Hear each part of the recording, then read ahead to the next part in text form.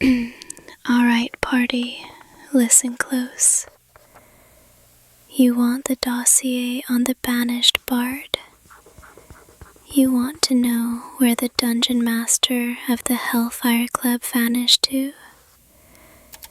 I've been monitoring the City Watch frequencies and pulling flyers off telephone poles all morning. Here is the official campaign status for one Eddie Munson.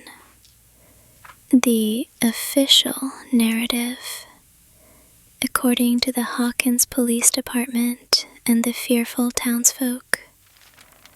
Target, Eddie Munson. Class, cultist/sorcerer, alleged. Crime, the ritualistic sacrifice of Chrissy Cunningham. Last known location, Forest Hills Trailer Park. Current status, fugitive, armed and dangerous. They're painting him as the grand wizard of a satanic cult. The local news is eating it up, talking about Dungeons and Dragons like it's a manual for summoning demons. If you own a 20-sided die in this town right now, you're a suspect. The DM's intel, what we actually know. Let's cut the static. Eddie isn't a murderer. He's a guy who plays a chaotic bard and failed a high-stakes wisdom saving throw when things got real. 1. The scene of the crime. Chrissy died in his trailer. That's a fact. But the City Watch found no weapon. Just a scene that defies physics. That doesn't scream metalhead with a grudge. That screams wandering monster from a plane we aren't supposed to know about. 2. The manhunt. The police are one thing, they're just following procedure. The real danger is the angry mob. Jason Carver and his varsity squad, let's call them the Paladins of Conformity, are out for blood. They've stocked up on torches and pitchforks, or tire irons and baseball bats. If they find Munson before the police do, there won't be a trial. 3. The hiding spot. Logic check. If you're a rogue on the run in Hawkins, where do you go? You don't go home. You go to a safe house. I'm hearing whispers of activity near Reefer Rick's place by Lover's Lake. It's secluded, low traffic, a perfect spot for a long rest or a trap. The mission. If you are friend to the Hellfire Club, do not engage the mob. They are frenzying.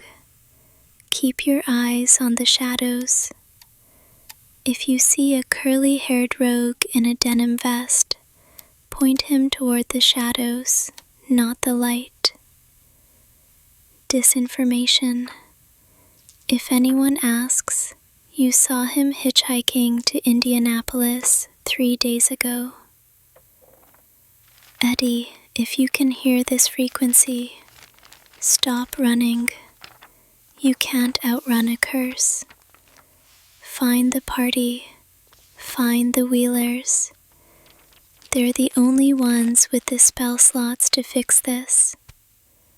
This is Radio Free Hawkins, keeping the light on for the lost. Your turn. Are you checking the woods near the lake, or are you running interference with the jocks at the town hall? Roll for stealth. Out.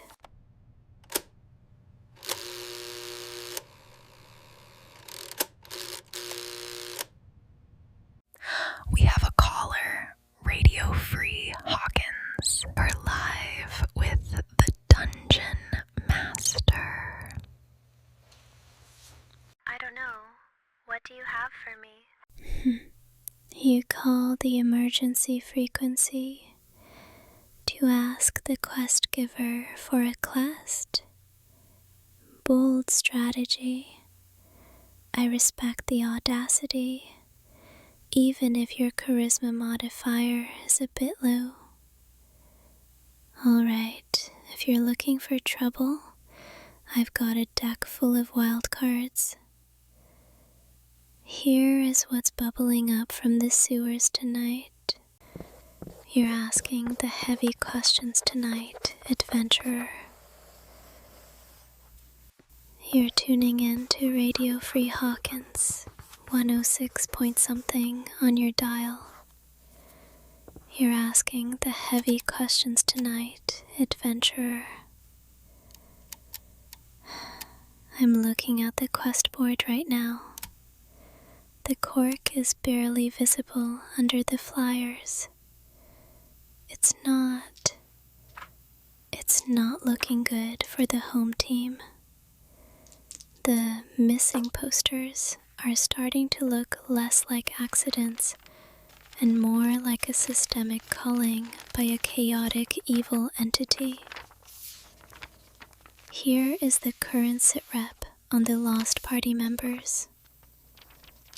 The high-profile cases. We all know the names. Holland, the buyer's kid, though he respawned if you believe the official narrative. But there are others, people who just clipped out of reality. The pattern.